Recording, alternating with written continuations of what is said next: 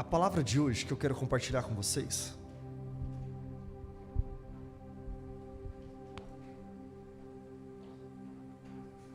é uma palavra que eu creio que o Espírito Santo falou claramente para mim e eu queria muito compartilhar com vocês. Essa é uma palavra que o Espírito Santo tem me confrontado nesses últimos tempos. O título da palavra de hoje é Saia do Sufoco. Saia do sufoco. Quero ler com vocês uma passagem que está lá no livro de Mateus, capítulo 13, versículo 4. É uma parábola, uma história que Jesus contou. Jesus conta essa história utilizando a figura de um homem que vai plantar. E no versículo 4, enquanto este homem plantava, semeava, olha só que Jesus explica e fala para nós. Enquanto ele semeava, uma parte caiu à beira do caminho. Uma parte do quê? De sementes. Ele semeava sementes, ele plantava sementes. Uma parte caiu à beira do caminho, e as aves vieram e a comeram. Outra parte caiu em terreno pedregoso, onde não havia muita terra, e logo brotou, porque a terra não era profunda, mas porque saiu o sol, a planta se queimou e secou porque não tinha raiz. Outra parte, uma terceira parte, caiu entre os espinhos, que cresceram e sufocaram a planta. Mas uma quarta parte, outra ainda caiu em boa terra e deu boa colheita, de modo que produziu 100, 60 e 30 vezes mais. Sabe, muitas vezes nós lemos parábolas que Jesus falava, ele contava, e eu não sei se você é um gênio bíblico, mas eu não sou, e várias parábolas que eu leio eu falo assim, como assim? Não entendi. Tem várias mensagens, parábolas que eu vejo de Jesus, algumas que são muito claras, eu entendo claramente, mas outras que eu preciso da revelação do Espírito Santo para compreender mais. E é muito legal, porque o Espírito Santo, ele é aquele presente de Deus Pai, de Jesus a nós, ele é o nosso consolador, confortador, e ele está em nós, e ele nos revela. A palavra fala que o Espírito Santo revela a nós, as Escrituras, a palavra de Deus. Mas é muito interessante que, quando nós temos a revelação do Espírito Santo, tudo se torna muito claro. Jesus Cristo, nem toda parábola dele, ele explicava. Nós precisamos do Espírito Santo para ter essa explicação mais profunda. Mas esta especificamente, ele não apenas conta a parábola para nós, exatamente sobre um homem que saiu a semear. E diz que ele semeou e uma parte caiu à beira do caminho, mas as aves vieram e comeram. Aí fala um pouco mais que esse homem semeou e uma parte caiu em terreno pedregoso, onde não havia muita terra. Logo brotou porque a terra não era profunda, ou seja, logo gerou um pouco de fruto. Mas aí fala para nós que quando saiu o sol, a planta se queimou e secou porque não tinha raiz. Uma terceira parte foi plantada num lugar onde tinha espinhos que cresceram e esses espinhos sufocaram a planta. Mas uma última parte caiu em boa terra e deu boa colheita, de modo que produziu 100, 60 e 30 vezes mais. Uau! Então Jesus conta para nós a parábola, mas é legal que no mesmo capítulo, poucos versículos depois, ele explica para nós essa história. Lá no versículo 22, do mesmo capítulo 13 de Mateus, olha que Jesus fala, ele vai trazer uma explicação para nós. Ele fala assim, enquanto a semente caiu entre os espinhos, este é o que ouve a palavra, mas as preocupações desta vida e o engano das riquezas sufocam a palavra, e ela se torna infrutífera. Quanto a semente caiu em boa terra, é o caso daquele que ouve a palavra e a entende. Este produz uma colheita de 100, 60 e 30 vezes mais. Obrigado, Jesus, por explicar a história para nós. Ele conta para nós que a semente é a palavra de Deus. Essa é uma palavra de verdade, muito simples, mas que nós precisamos ouvir hoje. Essa é uma palavra extremamente simples, mas que eu acredito que todos nós precisamos ouvir. Essa é uma mensagem direcionada aos abençoados, aos promovidos, aqueles que vivem uma vida boa, que estão em 2024, que têm muitos recursos, muitas oportunidades, muitas portas que parece que se abrem diante de nós, que fica até indeciso, sem saber o que fazer da vida. Eu lembro quando eu era pequeno, eu falei assim para o meu pai e para a minha mãe: eu quero, quando crescer, ser arquiteto. Passou um dia, eu já decidi, eu quero ser arquiteto, mas eu não tenho certeza, eu acho que eu vou ser médico. Passou mais um dia, eu já sei o que eu vou fazer, eu vou ser advogado. Eu tinha opções, porque eu estava estudando sobre o futuro, pensando sobre opções de trabalho. Nós temos várias oportunidades diante de nós. A mensagem que Jesus tem é exatamente essa para aqueles que são abençoados, promovidos, como eu e você. Sabe, é muito fácil dar algo a Deus quando você não tem nada. De verdade. Dar algo a Deus quando não tem nada. É fácil. Por quê? Porque você não tem nada. Eu lembro quando eu era adolescente, eu saí de Campinas, eu fui para o norte brasileiro, para me encontrar, eu e uma quantidade de intérpretes, aqui de Campinas, encontrar com uma quantidade de missionários norte-americanos no norte do Brasil, Rondônia e Roraima, para nós juntos sairmos naquelas vilas bem pobres, bem cheias de miséria, bem cheias, na verdade, de escassez, e nós caminhávamos nas casas, compartilhando as boas novas de Jesus. Eu lembro que eu fiz isso com 17 anos, com 18 anos, com 19 anos, e eu lembro de entrar nas casas, onde eles não tinham nada, absolutamente nada, onde as crianças estão desnutridas, e a mãe e o pai estão passando por muita necessidade, mas estão recebendo em sua casa um norte-americano e um brasileiro interpretando, traduzindo esse norte-americano, e eles queriam entregar tudo que eles tinham para a gente. Eles queriam entregar talvez uma bolachinha que tinha sobrado, um café que eles acabaram de passar. Eles queriam abençoar, nos dar. E eu lembro quando nós compartilhávamos das boas novas acerca de Jesus Cristo, eles prontamente diziam: eu quero entregar a minha vida a este Jesus. Eu quero, na verdade, encontrar o meu futuro, o meu presente e o propósito da minha vida para Ele. Eles entregavam suas vidas para Jesus. É fácil dar algo a Deus quando você não tem nada. Exatamente por isso que Jesus, num momento, ele fala que é muito mais fácil que os pobres de espírito, aqueles que não têm nada, entreguem suas vidas para Jesus, enquanto que os ricos é muito mais difícil que eles entrem nos céus. É mais fácil que um camelo ele passe pela agulha, por uma agulha. É muito mais fácil que este evento aconteça do que um rico entrando no reino dos céus. O que Jesus está falando? Ele não está falando nada sobre riqueza de finanças. Ele não está falando nada sobre o homem que tem muito dinheiro e o homem que tem pouco. Ele não está falando nada sobre isso. Na verdade, o que ele está falando para mim e para você é sobre a quantidade de oportunidades que nós temos diante de nós.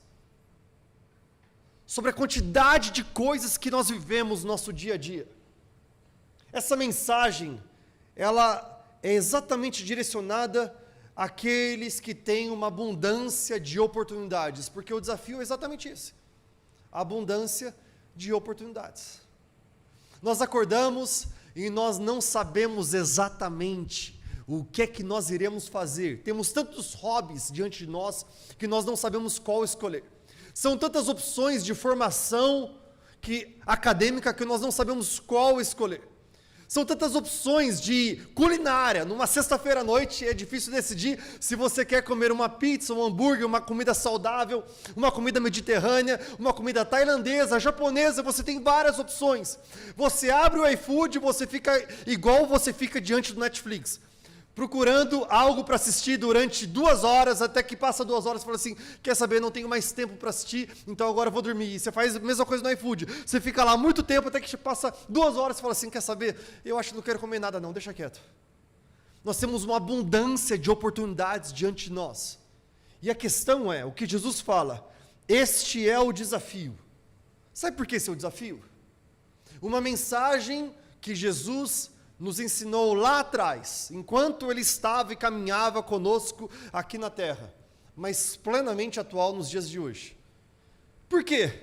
Porque o mundo está agora mesmo competindo pelos nossos talentos, nossos dons e nossas habilidades. O mundo quer nossa plena atenção. Existe uma cultura atual, e não é tão atual, porque isso na verdade já é uma campanha de marketing já de muito tempo, em paralisar nossas vidas com a quantidade de coisas, nós simplesmente ficamos parados, vendo todas as oportunidades estarem diante de nós e não fazendo nada, sem se mover. O mundo quer competir por nossas habilidades, nossos talentos, nossos dons, querendo nos convidar para fazer isto, aquilo outro, e nós não fazemos nada bem feito, nós não nos engajamos, nós não vamos profundo.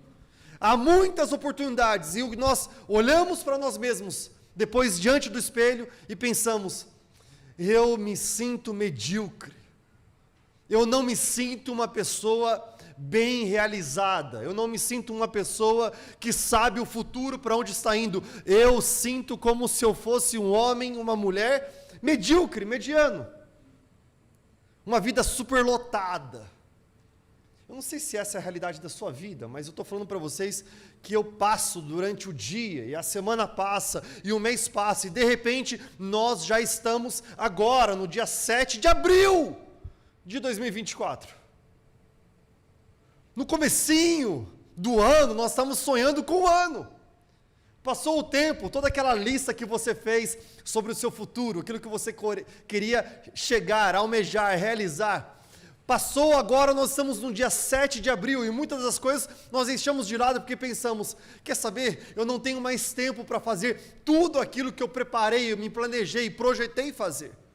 Uma vida hiperlotada, lotada de preocupação, lotada de ansiedade, lotada de oportunidades que nos geram cada vez mais uma depressão, lotada de coisas que fazem com que nossas mentes fritem e de repente nós não queremos fazer mais nada, a não ser vegetar, ficar sem pensar. Já ficou assim, já? É só eu que sou convidado a, durante algum momento do meu dia, eu não quero pensar em nada, eu só quero relaxar. Eu não quero pensar em nada. Você tem muitas opções e de repente você quer ler um livro para se aprofundar e a sua mente buscar alguma coisa mais cheia de profundidade, cheia de conhecimento, cheia de significado, mas aí você está muito cansado para você ir naquilo. Porque você se desgastou tanto ao longo do dia, da semana, que você encontra-se num lugar em que você somente quer vegetar. Mas onde é que nós vemos essa realidade para Jesus contar essa história para nós? Na vida de Jesus, no ministério de Jesus. Por que Jesus ele conta essa história para nós? Porque essa história, ela fala para nós sobre um diagnóstico. Já foi para o médico em que houve um diagnóstico? A pior coisa é sair do médico com um diagnóstico sem um prognóstico, sem saber o que fazer. Quando apenas aponta para você o jogo dos 7 erros, os problemas, e você vê os problemas, mas você não sabe como resolver os problemas. Pois é, Jesus, ele apresenta um diagnóstico para nós, porque essa era a realidade que ele lidava, ele via no dia a dia, não é apenas uma realidade de 2024. Nós achamos que a nossa vida superlotada começou com o advento do Instagram. Foram as redes sociais que fizeram com que nós ficássemos em mais competição e comparação. Não, nós vemos isso desde lá atrás, sempre foi assim. Nós vemos que uma mulher com corrimento de sangue, ela estava no meio de uma multidão. Uma mulher durante 12 anos enferma, com corrimento de sangue, buscando uma solução em vários médicos diferentes, hospitais, tratamentos, clínicas, e não encontrava uma solução. E de repente ela se encontra agora diante de Jesus, mas ela está numa vida lotada, até porque ela está no meio de uma multidão. Zaqueu, um homem que era pequeno em estatura, mas para que ele pudesse ver Jesus, ele estava então subindo numa árvore. Por quê? Porque ele estava no meio de uma multidão, um lugar lotado, cheio de pessoas. O homem com os 4 amigos que carregaram ele, ele não conseguia andar, até que eles abrem um buraco no telhado e eles baixam o seu amigo para que ele possa se chegar a Jesus. Ele está no meio da multidão. A multidão é gigantesca, a multidão aperta, a multidão faz com que eu não tenha acesso a Jesus, eu não tenho nem acesso ao meu real problema. É exatamente isso que esses homens e mulheres viviam. A hospedaria que estava lotada demais e não teve espaço para o Salvador Jesus Cristo. As muitas coisas, elas começam a enforcar o poder crítico da palavra de Deus sobre nós. As muitas oportunidades, os muitos problemas, as muitas portas abertas, as muitas dúvidas começam a enforcar o poder crítico da palavra sobre nós. E o que Jesus faz para que o milagre aconteça? Mateus 9, 23 a 25, vai relatar quando Jesus chega a esta casa. Quando ele chegou à casa do líder da sinagoga e viu os flautistas e a multidão agitada. Ele chega na casa, havia morte ali dentro. Os flautistas, eles já estavam presentes para tocar algum tipo de canção para gerar conforto ou consolo, mas a multidão estava agitada, todo mundo estava ali dentro, sufocando. Saiam, Jesus falou, a menina não está morta, mas dorme. Todos começaram a rir dele. Depois que a multidão se afastou, ele entrou e tomou a menina pela mão, e ela se levantou. O que nós vemos diante de nós é um relato de um milagre.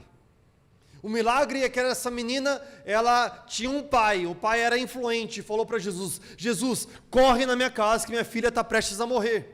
Se você for, ela não vai morrer, o milagre vai acontecer. Jesus Cristo então vai até a casa daquele homem. No meio do caminho, alguém fala para ele, viu, nem precisa ir mais, porque ela já morreu, ele está prestes a entrar.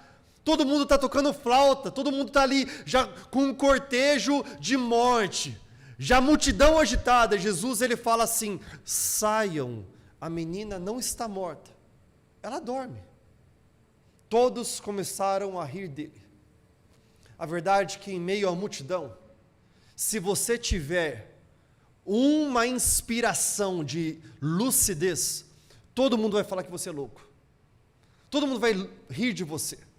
Em meio à multidão que todo mundo acorda, todas as pessoas acordam da mesma forma em 2024. Todas as pessoas dormem da mesma forma em 2024. Como é que todo mundo dorme? Como é que todo mundo acorda em 2024? Cheio de ansiedade, cheio de pânico. Mas como é que eles fazem isso? Muito simples.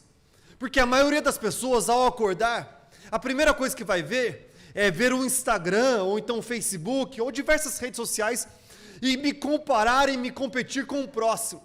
Ao invés de eu respirar a palavra de Deus, respirar o ar que Deus criou para mim, dizendo, ei, tu és meu filho amado, eu tenho prazer em você, e eu entrego a você o ar para respirar, eu entreguei a você a noite para descansar, e agora eu digo para você, o sol raiou, Deus tem algo novo para você, portanto meu filho, se levante. Ao invés de nós fazermos isso, o que nós fazemos? Nós nos levantamos e nos competimos e comparamos. Nós vamos dormir E para que nós possamos chegar num tempo de descanso, a gente fica vegetando ali, rolando em stories, um após o outro, competindo e comparando. Nós estamos sufocados por uma realidade que a multidão grita, é normal. Está tudo ok, é normal, faça isso. É interessante quando nós temos um instante de lucidez em meio ao sufoco, a multidão vai fazer como fez com Jesus. Vai rir dele. Você está ficando louco. Isso que você está me falando é loucura, isso não está certo, isso é loucura. Mas Jesus, ele fala assim, depois que a multidão se afastou, ele entrou e tomou a menina pela mão e ela se levantou. Ele falou para ela, Talita, levante, e ela se levantou e viveu. Nós vemos um milagre diante de nós, mas para que esse milagre acontecesse, tem um fator que é comum a todos os milagres. Todos os milagres que eu acabei de relatar para vocês, existe um fator comum a todos eles. O fator comum a todos eles não é que em todos os milagres Jesus, ele utilizou talvez a água para curar as pessoas. Não é que em todos os milagres ele falou, olha o seguinte, vocês precisam ajoelhar aqui, vocês precisam participar desses ritos religiosos para que vocês sejam curados. Em todos os milagres, o fator que é comum a eles, não é que havia uma religiosidade, um rito religioso, algo que todo mundo precisava fazer, não. Existia somente algo simples. Saia do sufoco. Em todos os milagres, Jesus criou espaço para que o milagre acontecesse. Para que a semente, ela seja plantada em boa terra, e ela possa produzir frutos a 100, 60 e a 30, e mais, é necessário que não haja espinhos para sufocar. É necessário que a terra seja boa e não haja pedregulhos, para que sejam raízes que são superficiais, mais profundas. É necessário que nós saiamos do sufoco. Aquela mulher do fluxo de sangue chega no meio da multidão, toca nas vestes de Jesus, e Jesus fala assim, alguém tocou nas minhas vestes. A palavra vai relatar para nós que os discípulos, eles abriram caminho. Ele falou, cria espaço aqui. Todo mundo apertando Jesus. Uma multidão acompanhava ele. Ele fala assim, cria espaço. Eu quero, na verdade, falar somente eu e ela. Ela ajoelhada, tocando nas vestes de Jesus. Jesus separa toda a multidão para falar apenas com ela. Aquele homem pequeno que sobe naquela árvore, ele cria um espaço. Jesus, ele olha para ele e fala assim, hoje eu vou jantar na sua casa. Ele se retira da multidão, vai no secreto com aquele homem e fala com ele, e a palavra de vida eterna toca o coração dele, a ponto de ser um homem que antes ele roubava as pessoas, e agora estava falando, eu quero restituí-las 4 vezes mais. Exatamente o que acontece é que os 4 amigos que carregam aquele homem paralítico, quando eles criam um espaço, aquele homem é descido diante dos olhos de Jesus. Jesus, ele cria um ambiente e fala para ele, os seus pecados foram perdoados, e você agora está curado. Aquele homem se levanta e ele anda, para que eu e você possamos viver uma vida de milagres em 2024, tem algo muito fundamental que nós precisamos fazer. É simplesmente isso, sair do sufoco, criar um espaço em nossas vidas que seja de frutificação. Sabe, um bom tempo, eu ouvi sobre meditação, e eu ouvi várias vezes homens que acreditam em Deus, na palavra de Deus, criticando absurdamente meditação, porque não entendem que a palavra de Deus fala sobre meditação. A palavra de Deus fala sobre o rei Davi, sobre o salmista Davi, meditar na presença de Deus. Não é meditação em coisas que não levam à presença de Deus. Deixa eu falar algo para vocês. Eu tenho vários familiares de religiões diferentes. Hoje mesmo à tarde, estava falando com uma vizinha que estava no elevador comigo, de religião diferente. Mas deixa eu falar uma coisa para você: só existe um caminho que leva a Deus. Não é o cristianismo, não é a igreja XYZ, não é o catolicismo, não é o espiritismo, não é o budismo, não é nada disso, não é a religião, o islamismo, não é nada disso. Que leva à presença de Deus é um nome, o nome que está sobre todo nome, o nome que é Emanuel, Deus conosco, o nome que a morte ele venceu, o véu foi rompido por causa dele, a tumba está vazia por causa dele, ele que era o princípio, ele é o princípio, o alfa e o ômega, o princípio e o fim, ele que criou todas as coisas, tudo subsiste por causa dele. É este nome que leva à presença de Deus, porque foi ele que falou: eu sou o caminho, a verdade e a vida, ninguém veio ao Pai senão por mim. Pois é, nós adoramos este nome, nós não adoramos religião, nós não adoramos igrejas, religiosidade. O problema nosso é que passou o tempo, a gente acha que é uma religião que leva a Deus. Nós achamos que são ritos religiosos, e nós às vezes até nos enchemos desses ritos religiosos.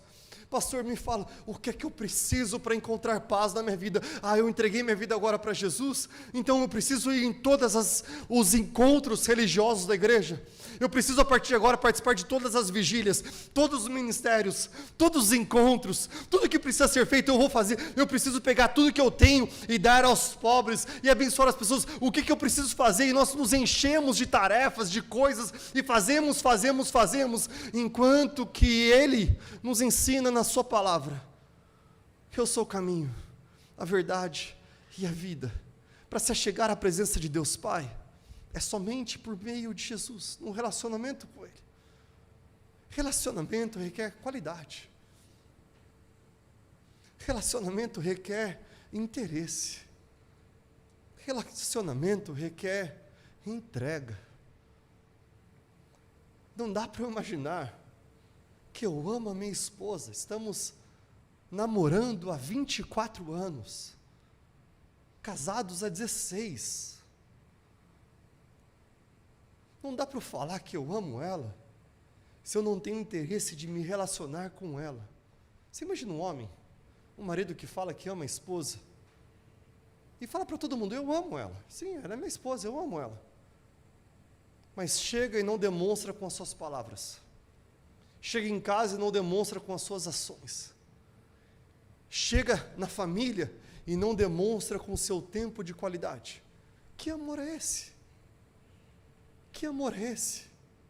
O que Jesus nos ensina é que nele existe uma vida de abundante milagre. Deixa eu falar algo para você. Ainda hoje os ventos e os mares obedecem à voz de Deus, de Jesus. Deus é aquele que lá no passado curou um cego e hoje ele ainda cura. Um coxo estava coxo e passou a andar, e hoje isso ainda acontece. O nosso Deus é o Deus que lá atrás pegou apenas 5 pães e 2 peixes e multiplicou e alimentou uma multidão. Hoje ainda Ele o faz. O nosso Deus é aquele que transformou o coração de um homem que estava em pedra, Faraó, e deixou o seu povo ir. Hoje Ele ainda faz. O nosso Deus é um Deus que faz muito mais do que nós pedimos e pensamos. Nele está todo o milagre. Eu amo aquela canção. O nosso Deus é Deus de promessas, caminho no deserto, Ele é luz da escuridão, este é quem Ele é. Eu amo essa canção. Mas a verdade é que nós cantamos essa canção no domingo, mas não vivemos de segunda a sábado. Nós cantamos essa verdade, mas nós não estamos vivendo ela lá dentro do nosso escritório, lá dentro da família, lá dentro do casamento, lá dentro dos negócios, lá dentro das finanças, do trabalho. Por quê? Porque nós estamos sufocados, porque nós estamos cheios de oportunidades, porque nós estamos sufocados pelas oportunidades, pelas portas abertas, pelos convites, pelas vozes que não param de convidar para que nós entremos e possamos nos satisfazer naquela realidade, e possamos talvez encontrar um pouco de propósito, do significado momentâneo. Jesus, ele ensina para nós que é necessário nós criarmos espaço num relacionamento de intimidade com Jesus. De forma bem prática, como é que eu crio esse espaço num relacionamento de intimidade com Ele? Jesus nos ensinou a sair do sufoco com a mulher do fluxo de sangue, com o Zaqueu, com o paralítico que tinha 4 amigos. Como é que Ele faz conosco? Conosco Ele faz de forma muito simples. Ele nos ensina a uma vida de oração. Que possamos voltar a orar. Apóstolo Paulo fala para nós, orar sem cessar. Orar constantemente. Esses dias eu estava no carro, eu e meu filho, minha esposa e uma amiga dela. Minha esposa e a amiga dela, naquela viagem falando sem parar. 1h30 na ida, sem parar. Passeando naquele shopping, conversando, sem parar. Sentado naquele restaurante, comendo, e elas conversando, sem parar. Entrando no carro e voltando para Campinas, conversando, sem parar. Eu olhei para o meu filho e falei assim, filho, vamos orar para o Papai do Céu, dá-nos graça, Deus, por favor, dá-nos graça. Porque é exatamente isso que amigos fazem. Amigos amam conversar com amigos. Amigos amam compartilhar os seus corações, as suas realizações, os seus defeitos, as suas graças, os seus fatos engraçados, os seus perrengues, as suas tristezas, o seu luto. Nós temos um grande amigo, o nome dele é Jesus. Ele não se entregou naquela cruz por mim e por você, para que a partir deste momento, ele seja um Deus que nós vemos muito distante. Porque Deus amou o mundo de tal maneira, talvez antes de Jesus, eu e você pudéssemos pensar que ele era um Deus muito distante. Ele está lá no seu trono, nós estamos aqui sofrendo, mas Ele entregou o seu Filho unigênito, Ele se vestiu do nosso corpo, Ele se vestiu do nosso pecado, da nossa iniquidade, Ele viveu nossas tristezas, o nosso luto, Ele levou tudo sobre si, e Ele rasgou o véu. Ele disse, eu crio o caminho para que vocês possam se achegar à presença do meu Pai. Oração é falar com Jesus. Como você fala com um amigo? O que não é oração? Oração não é você separar um tempo somente em que você tem aquele lugar específico. Eu acho super legal você ter um lugar específico. Eu acho super legal você ter um tempo de oração. Eu acho isso muito bom, eu te encorajo a fazer isso. Mas orar sem cessar é fazer mais do que isso. É durante o trabalho, eu estou lá negociando.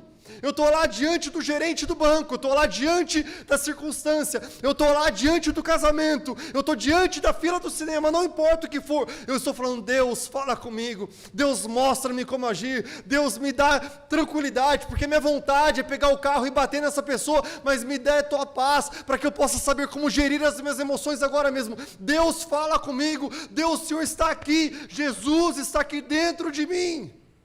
A oração, uma vida de oração, gera em nós grandes frutos, porque eu estou pegando a semente, eu estou criando espaço, saindo do sufoco, para que ela possa frutificar a 100, 60 e 30, mais e mais e mais.